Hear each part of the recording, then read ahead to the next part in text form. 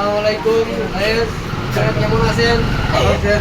হ্যাঁ, আমাদের মামু আমি নেতা বিএনপিতে দাঁড়াইছি। না আমি হ্যাঁ, আমার মামু খুব সেই মামু আমার।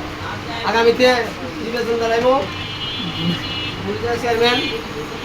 সবাই দোয়া করবেন আমার মামু গিয়া। আমিও আছি লগে, সমস্যা নাই, টেনশন আমার লাগে আমি জান দিতে রাজি। জান হুকা মারা দিবা। হ্যাঁ, আমার মামু আসলে ইনশাল্লাহ সবাই দেখাশোনা মিষ্টি করবো, খাবো। রাস্তাঘাট করবো, মিষ্টি দেবো, আপনারা খাইবেন ওই আপনার ফ্রি দিব মিষ্টি, কোনো সমস্যা নাই।